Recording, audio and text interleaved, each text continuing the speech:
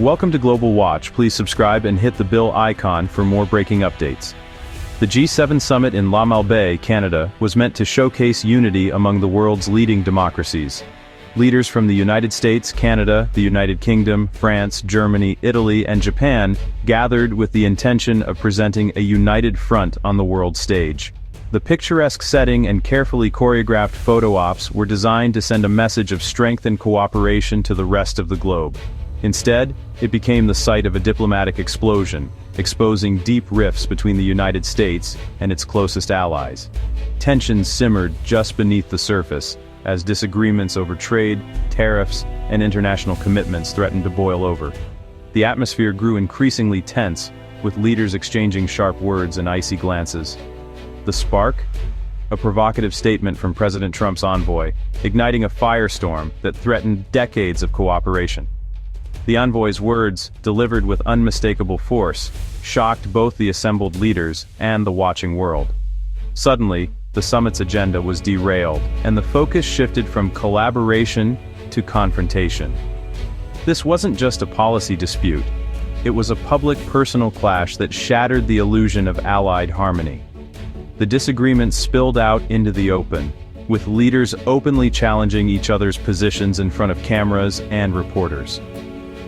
The world saw not just a difference of opinion, but a breakdown in trust and respect among supposed friends. The envoy's attack on Canada broke diplomatic protocol, turning consensus building into open conflict. Canadian officials, caught off guard, responded with visible shock and frustration.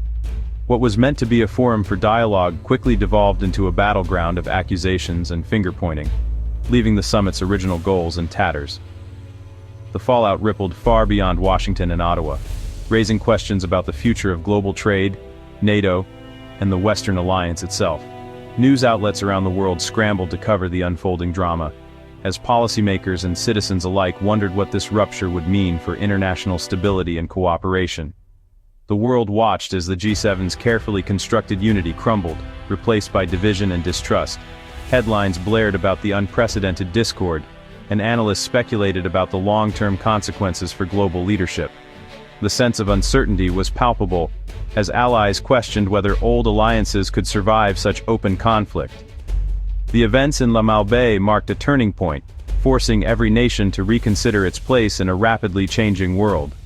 As the summit ended, leaders departed with more questions than answers, aware that the diplomatic landscape had shifted in ways that would echo for years to come.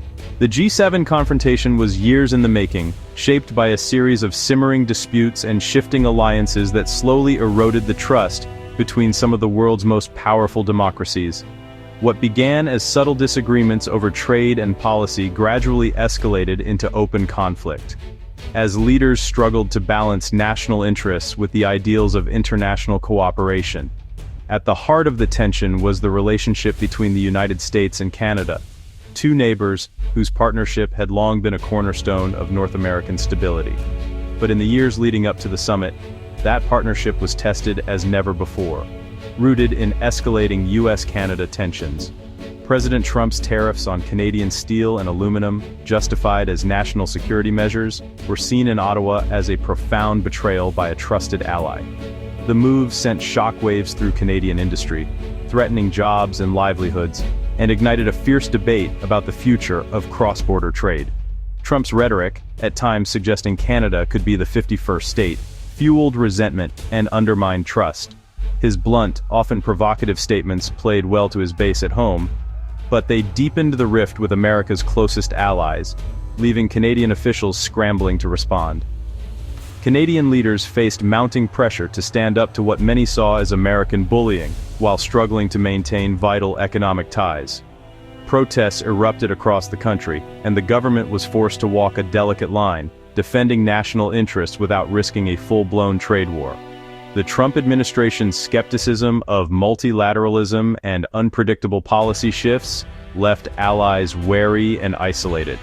Long-standing agreements were called into question, and the very foundation of the post-war international order seemed to tremble as uncertainty spread through diplomatic circles. By the time leaders arrived in La Malbaie, the atmosphere was thick with distrust, setting the stage for a major diplomatic incident. The picturesque setting in Quebec belied the tension simmering beneath the surface, as each delegation braced for confrontation rather than consensus. The G7, once a symbol of shared values and unity among the world's leading economies, now reflected a fractured alliance, one struggling to find common ground in an era of rising nationalism and uncertainty. Amid this turmoil, Canada underwent a dramatic leadership change. Mark Carney, a respected former central banker, replaced Justin Trudeau as Prime Minister, inheriting a nation in crisis. Carney's pragmatic, assertive style signaled a tougher stance toward Washington, prioritizing Canada's interests over nostalgia for past alliances. Foreign Minister Melanie Joly vowed to confront U.S. tariffs at every opportunity, seeking support from European allies. The new strategy internationalized the conflict, framing it as a threat to the global order, not just Canada. The Lamal Summit would be Carney's first major test as he faced off against the Trump administration's America First agenda. Tensions erupted during a closed-door G7 session when Trump's envoy, Steve Witkoff, launched a blistering attack on Canada. Witkoff dismissed Canadian complaints as whining, accused Ottawa of freeloading, and questioned Canada's legitimacy as a sovereign nation. The outburst was a calculated breach of diplomatic norms, designed to intimidate and disrupt. Secretary of State Marco Rubio tried to downplay the dispute, but the damage was done. The attack coincided with controversial U.S. overtures to Russia, alarming allies further. The room was stunned. Canada's delegation, led by Melanie Joly, was incensed. The G7's atmosphere of cooperation was shattered in an instant. The U.S. had hijacked the agenda, leaving allies to grapple with a new, unpredictable reality. Canada responded with swift, strategic resolve. Foreign Minister Joly condemned the envoy's remarks as unacceptable and called for G7 solidarity, framing the attack as an assault on the group's core principles. Prime Minister Carney rallied European leaders, urging a united front against American belligerence. Canada proposed a G6 statement condemning inflammatory rhetoric and reaffirming respect among allies. The move put the Trump administration on the defensive, forcing it to choose between isolation and compromise. Canada's response turned a moment of weakness into one of strength, resonating with the public and allies alike. The message was clear: Canada would not be bullied. Europe's reaction was conflicted. While European G7 members sympathized with Canada, their own security and economic ties to the U.S. made them cautious. Britain and France needed U.S. support for Ukraine peacekeeping. Germany feared trade retaliation. Publicly, European leaders called for de-escalation, but stopped short of a unified rebuke. The G7's unity crumbled as national interests took precedence over collective action. Trump's tactics had succeeded in dividing the alliance, leaving Canada largely isolated. The episode exposed deep fractures within the Western Bloc. Trust eroded, and the dream of a united front against American unilateralism faded. Each nation was left to navigate the new reality alone.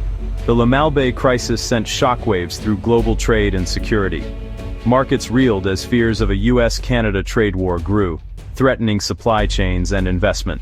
The attack on Canada undermined NATO's foundation of trust, raising doubts about American commitments. European allies accelerated plans for strategic autonomy, wary of U.S. unpredictability. Public opinion in Canada and Europe hardened against Washington, eroding the soft power America once wielded. The G7's disarray emboldened adversaries like Russia and China, who saw opportunity in Western division. The greatest threat to the liberal order now came from within.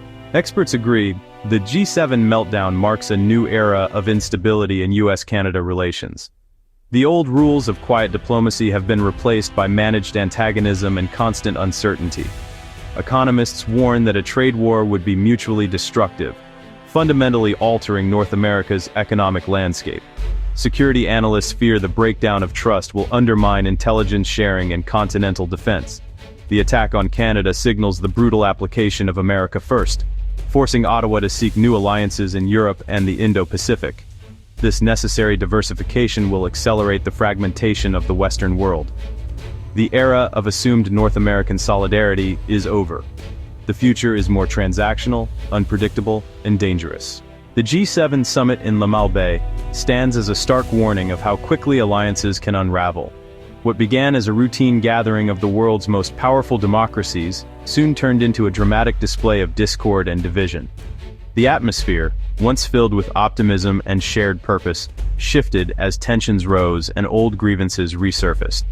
A single calculated attack exposed deep ideological divides and shattered trust among the world's leading democracies. Leaders who once stood shoulder to shoulder found themselves at odds, questioning each other's motives and commitments. The sense of unity that had defined previous summits was replaced by suspicion and open disagreement, making it clear that even the strongest partnerships are vulnerable.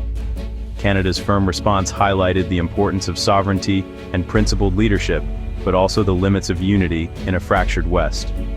Prime Minister Trudeau's words echoed the frustration of many who believe in the value of international cooperation, yet recognize how fragile it can be when national interests collide. The fallout destabilized trade, threatened security alliances, and eroded public faith in international cooperation.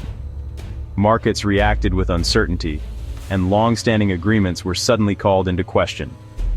The ripple effects extended far beyond the summit, touching the lives of ordinary people and fueling protests against globalization and perceived injustices. This is not a passing storm, but a fundamental shift toward a more unstable world. The images of worried leaders and breaking news headlines reflect a deeper anxiety about the future of global order.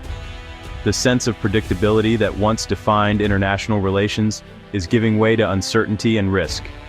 The cost of broken trust is measured in diminished security, economic risk, and weakened global leadership. Borders are tightening, economies are faltering, and the institutions built to foster dialogue are struggling to remain relevant. The world is witnessing the consequences of fractured relationships on a scale not seen in decades. Repairing the damage will require renewed commitment to the alliances that have long underpinned peace and prosperity. Only through honest dialogue, mutual respect, and a willingness to compromise can the world hope to restore the trust that has been lost and build a more stable future for all.